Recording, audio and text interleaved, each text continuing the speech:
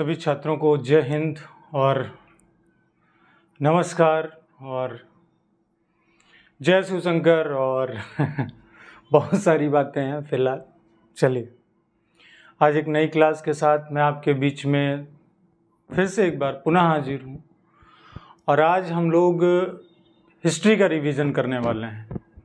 Ancient history का revision करने वाले हैं, प्राचीन इतिहास का। तो यूपी ट्रिपल एससी पेट एग्ज़ाम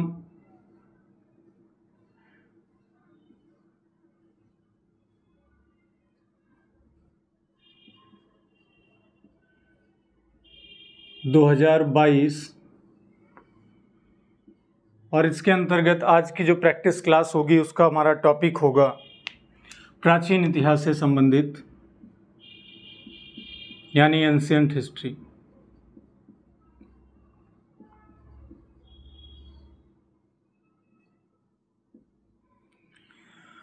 वैसे तो शुरुआत हम लोग करते हैं स्टोन एज यानी पाषाण युग से, पाषाण काल से हम लोग शुरू करते हैं। अगर हम पाषाण काल की बात करें, पाषाण का मतलब होता है पत्थर। कौन सा युग? पत्थर का युग।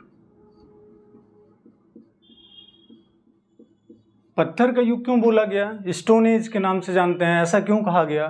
क्योंकि इस कालखंड में मानव को सिर्फ और सिर्फ अगर किसी चीज का ज्ञान था तो वो था पत्थर, इसलिए इसको पत्थर का युग कहा गया, पत्थर का काल। इसको हम तीन भागों में बांट देते हैं। इसको हम बांटते हैं पुरा पाषाण काल, मध्य पाषाण काल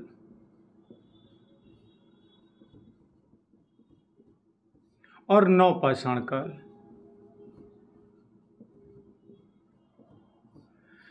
देखिए, हम क्वेश्चन का अगर क्लियर करें, ठीक, पूरा पाषाण काल, तो यहां से आपको एक प्रश्न मिलेगा हमेशा, आग की खोज।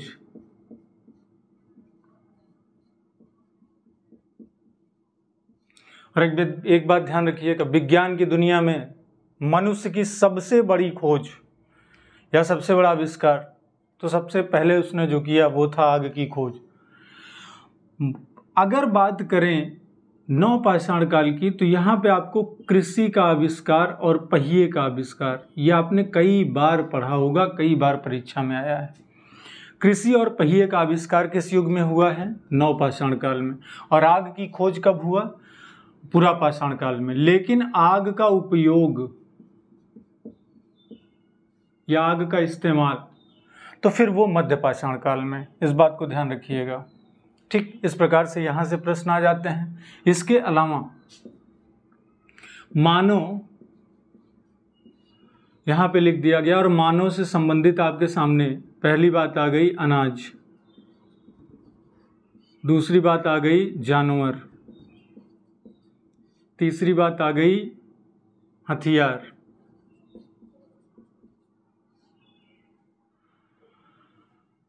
ठीक, और चौथी बात आ गई धातु। जनरली वन लाइनर में ये क्वेश्चन बहुत चला करते हैं। अनाज की जहां तक बात आती है तो जौ। लेकिन अगर खाद्यान्न उत्पादन की बात करें, खाद्यान्न में इस्तेमाल किसका किया गया, तो खाद्यान्न में गेहूं, यानी मनुष्य के द्वारा प्रयोग किया जाने वाला प्रथम अनाज तो जौ। मनुष्य द्वारा खाद्यान्न के रूप में, यानी जिसकी सबसे पहले इंसानों ने खेती की शुरुआत की, तब गेहूं। जानवर की अगर बात करें तो आप जानते हैं कि मनुष्य के द्वारा पहला पालतू पशु क्या था? कुत्ता। हथियार की अगर बात करें तो कुल्हाड़ी। अच्छा, अगर ये बात करते हैं कि कुल्हाड़ी किसकी बनी थी, तो पत्थर की। अगर धातु की बात करते हैं तो तांबा, जिसे हम कॉपर कहते हैं। तो इस प्रकार से मानव के द्वारा प्रयोग किए जाने वाली चीजें ये अक्सर आपसे परीक्षा में पूछी ली जाती हैं। तो इस प्रकार से जनरली क्वेश्चन आपका आ जाता है पीछे से, ठीक। फिलहाल देख चुके होंगे इसको, चलते हैं आगे की तरफ, अगले प्रश्न पे। अगला प्रश्न हम स्टार्ट करते हैं इंडस वैली सिविलाइजेशन से। सिंधु घाटी सभ्यता, सिंधु घाटी सभ्यता, सिंधु घाटी सभ्यता 2500 बीसी से लेकर 1750 बीसी तक और कहीं कहीं आपको मिलेगा दूसरी डेट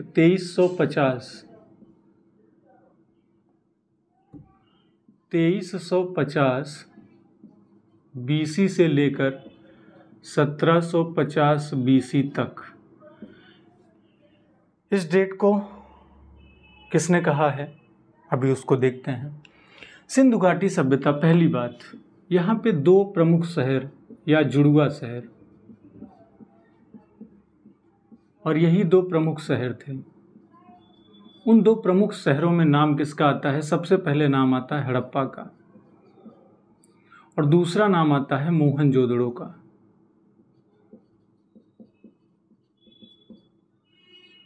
जहां हड़प्पा का नाम आता है वहीं आपका क्वेश्चन तुरंत क्लियर होने लगता है। कई सारे क्वेश्चन, जैसे हड़प्पा शहर किस नदी के तट पर बसा था? रावी नदी के तट पर बसा था। और अगर मोहनजोदड़ो शहर की बात करें तो ये किसके तट पर बसा था? सिंधु नदी के तट पर बसा था। हड़प्पा शहर की खोज किसने की थी? दयाराम साहनी ने। कब की थी? 1921 में। और मोहनजोदड़ो शहर की खोज किसने की थी? राखलादास बनर्जी ने।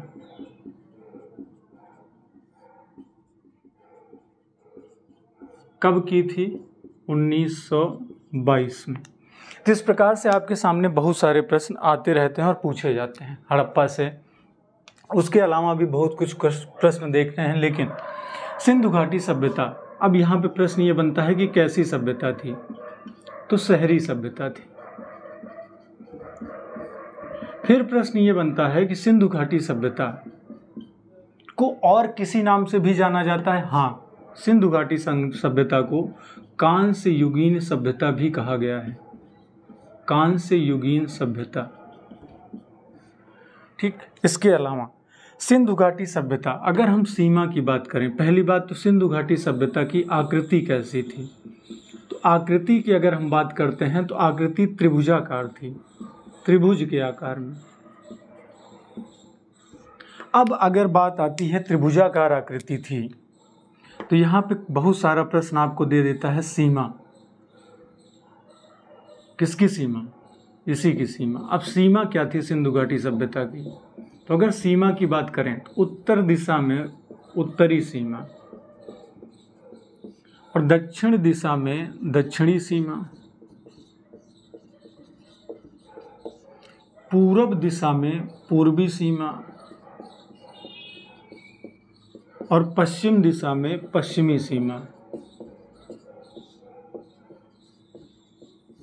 अगर हम उत्तरी सीमा की बात करें तो ये था मांडा, और मांडा कहाँ स्थित था? जम्मू और कश्मीर के आसपास। किस नदी के तट पे था? चिनाब नदी। ये थी उत्तरी सीमा। दक्षिणी सीमा कहाँ थी? दक्षिणी सीमा थी दाइमाबाद। कहाँ पड़ेगा ये? महाराष्ट्र। किस नदी के आसपास? गोदावरी नदी। पूर्वी सीमा कहाँ थी? पूर्वी सीमा थी आलमगीरपुर। कहाँ पर? मेरठ। मेरठ किस राज्य में है? यूपी में। कौन सी नदी के किनारे? हिंडन नदी के किनारे। गाजियाबाद शहर किस नदी के तट पर है? हिंडन नदी के। और पश्चिमी सीमा? पश्चिमी सीमा सुतकागेडोर। कहाँ पड़ेगा? बलूचिस्तान के पास। कौन सी नदी के किनारे? दस्क नदी। दस्क नदी। तो इस प्रकार से उत्तरी सीमा, दक्षिणी सीमा, पूर्वी सीमा और पश्चिमी सीमा, ये आपका प्रश्न बन जाता है कि कौन कौन से कहाँ कहाँ पे स्थित थे, ठीक। तो इस प्रकार से भी आपके बहुत सारे प्रश्न आते। इसके अलावा आपसे वो सिंधु घाटी सभ्यता के स्थल की बात करता है। स्थल जैसे रोपड़ की बात करता है, रोपड़, या आपसे कहता है लोथल, या आपसे कहता है लोथल, या कहता है बनवाली। बनवाली, ठीक। या हड़प्पा की बात करता है, उधर हमने अभी अभी क्लियर कर लिया था कि हड़प्पा कहाँ है, रावी नदी के किनारे। और हड़प्पा कहाँ पड़ेगा आज की डेट में, पाकिस्तान में। अब मोहनजोदड़ो कहाँ पड़ेगा, ये भी पड़ेगा पाकिस्तान में। इसके अलावा पाकिस्तान में कौन सा था, चन्हूदड़ो, चन्हूदड़ो ये भी पाकिस्तान में। चन्हूदड़ो भी किस नदी के किनारे स्थित था, सिंधु नदी के किनारे। चन्हूदड़ो किस नदी के किनारे था, सिंधु नदी के किनारे। रोपड़ किस नदी के किनारे था, सतलज नदी के किनारे। और रोपड़ कहाँ आएगा, पंजाब में। लोथल किस नदी के किनारे था, भोगवा नदी के। कहाँ पड़ेगा, गुजरात में। क्या था ये, प्रमुख बंदरगाह। किसका प्रमुख बंदरगाह, सिंधु घाटी सभ्यता का प्रमुख बंदरगाह लोथल। बनवाली कहाँ पड़ेगा, सरस्वती नदी। कहाँ है, हरियाणा। सरस्वती नदी हरियाणा। तो इस प्रकार से ये प्रश्न आपका आ जाता है। इसके अलावा आपसे बहुत सारे प्रश्न और भी पूछे जा सकते हैं यहाँ पे। जैसे ये मिटा देते हैं, अगर ये वाला देख चुके हैं आप लोग तो इसको मिटाते हैं, आगे चलते हैं नेक्स्ट।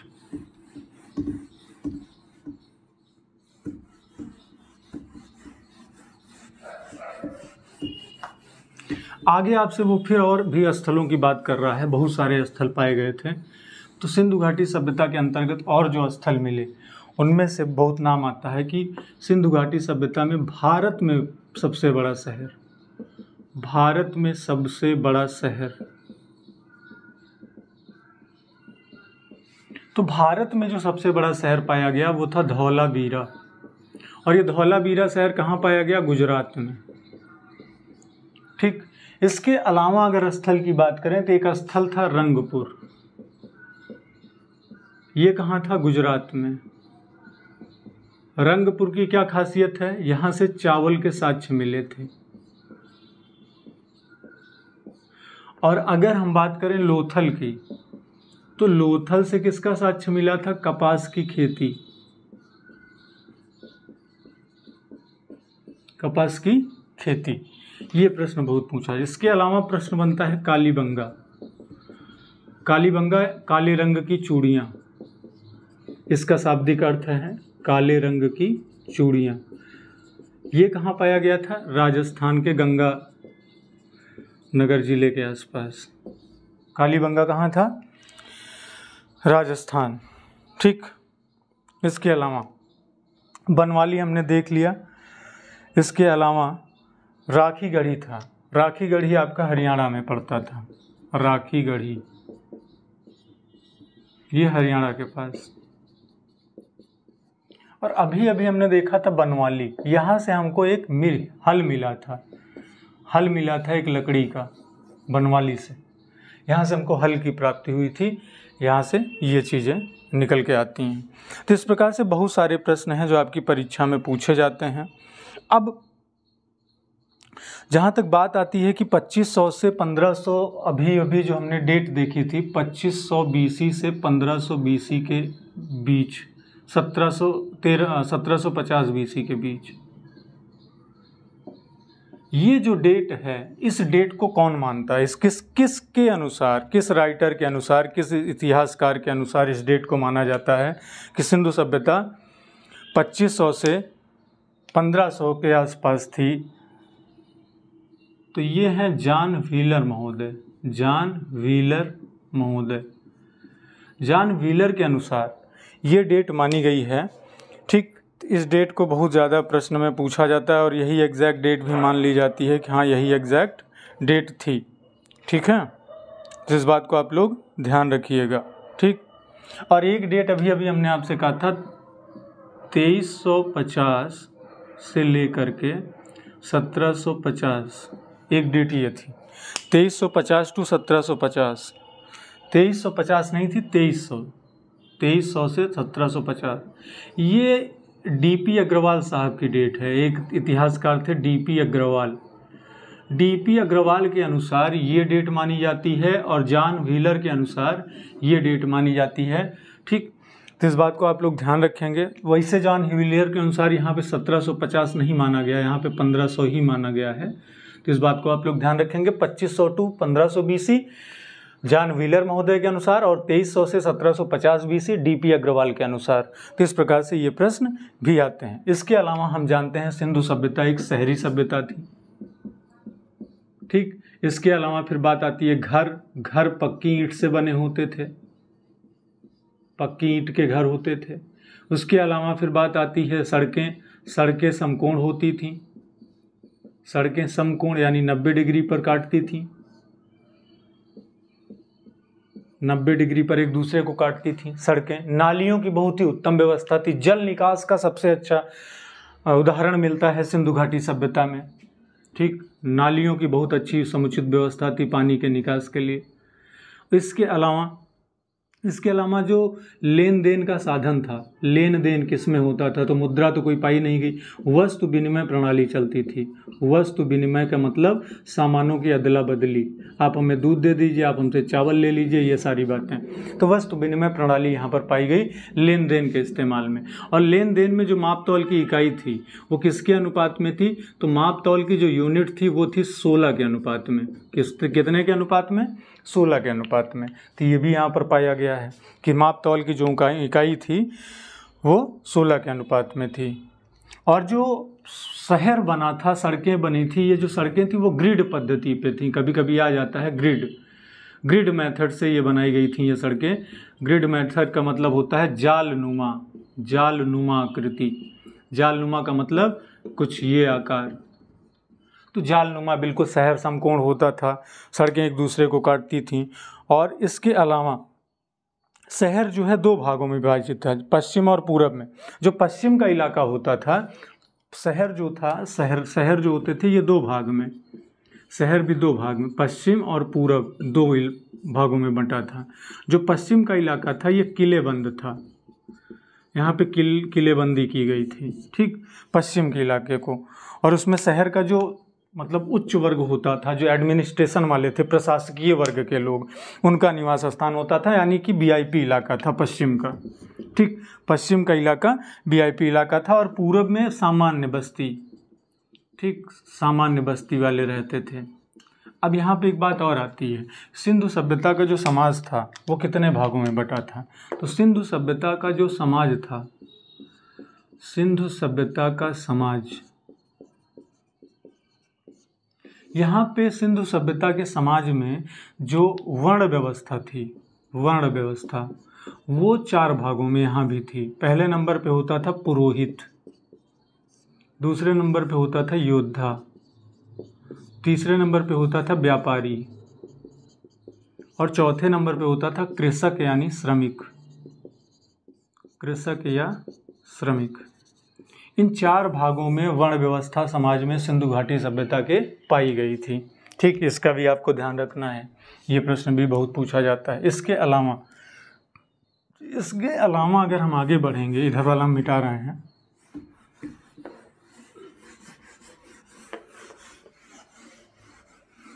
इसके अलावा अगर हम आगे के प्रश्नों की बात करें तो आगे के प्रश्नों में हमको देखने को क्या मिलता है कि जो सिंधु घाटी सभ्यता का समाज था, सिंधु घाटी सभ्यता का जो समाज था, यहाँ समाज में जो है सामाजिक जीवन क्या था।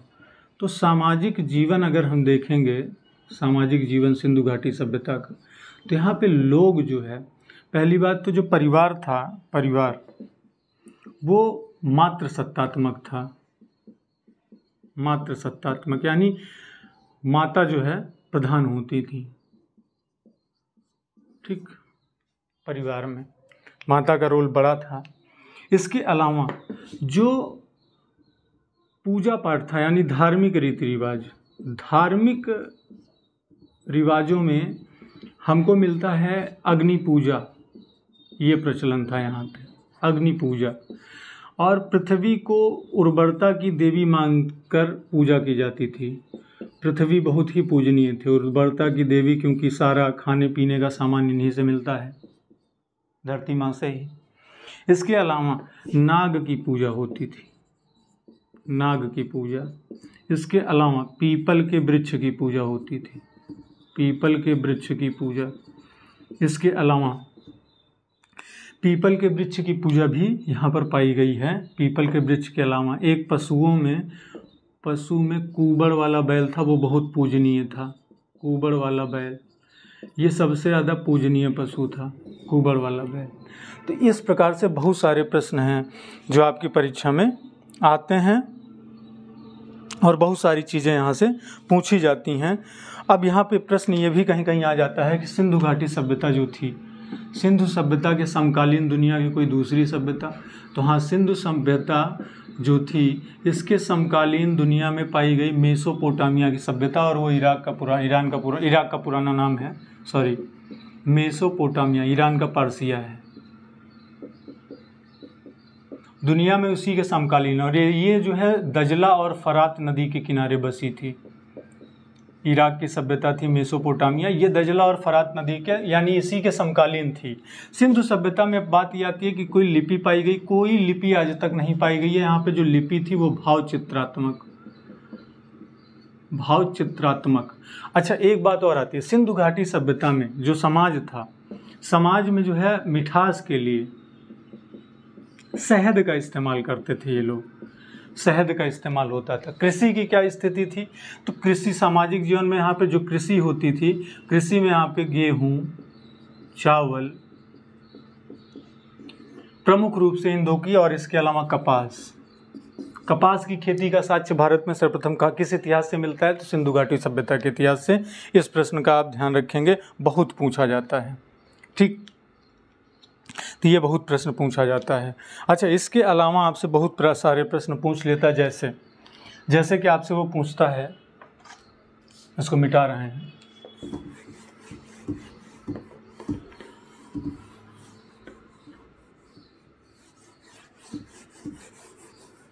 इसके अलावा सिंधु सभ्यता में अभी अभी हमने देखा जो स्थल मिले हमको, जैसे हड़प्पा, तो हड़प्पा का तो हमने क्लियर कर लिया किसने खोजा था, मोहनजोदड़ो को भी हमने क्लियर कर लिया कि किसने खोजा था, लोथल। अब बात आई लोथल की खोज किसने की थी, तो बहुत प्रश्न पूछ लिया जाता है कभी कभी कि लोथल की खोज किसने की थी। लोथल की खोज जो है वो की थी रविंद्र सिंह बिष्ट ने, रविंद्र सिंह बिष्ट। ये इनके शासनकाल में इसको खोजा गया था, जब ये उस समय भारतीय पुरातत्व विभाग के अध्यक्ष थे। तो इनके कब 1990-91 के दौरान, 1990-91 के दौरान लोथल स्थल की खोज हुई थी। एक था बनवाली, लोथल के अलावा रविंद्र सिंह बिष्ट ने बनवाली भी खोजा था, ठीक। तो बनवाली अभी अभी हमने पढ़ा था, कहाँ था, हरियाणा में, हरियाणा के हिसार जिले में सरस्वती नदी के किनारे, उसकी भी खोज इन्होंने ही की थी, ठीक। इसके अलावा माफ़ी चाहूँगा, लोथल नहीं था, धौलावीरा था, धौलावीरा शहर की खोज, धौलावीरा, थोड़ा जल्दी में अब इंसान ने लिख दिया।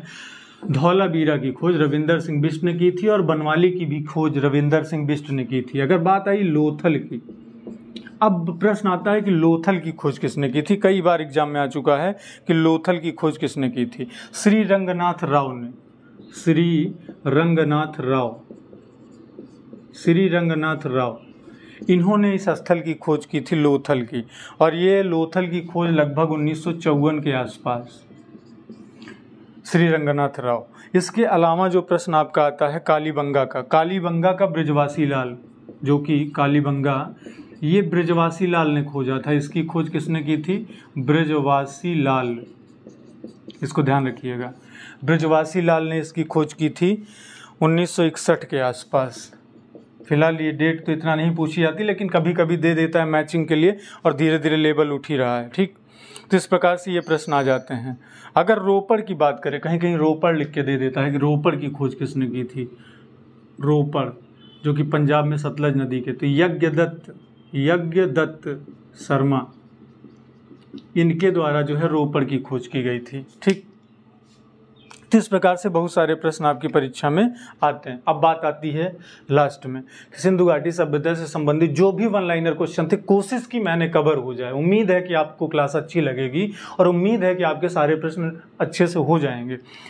अब प्रश्न लास्ट एक आता है कि सिंधु घाटी सभ्यता के पतन का कारण क्या था। तो पतन के कारण का बाढ़ और कहीं कहीं महामारी कहा जाता है कि महामारी कोई आ गई थी जिसकी वजह से ये सभ्यता नष्ट हो गई। ठीक, तो इस प्रकार से आज की क्लास में हमने कोशिश की एंशिएंट हिस्ट्री से आपका इंडस वैली सिविलाइजेशन के अंतर्गत जो भी महत्वपूर्ण प्रश्न हैं उनका आप अच्छे से रिवीजन कर सकें।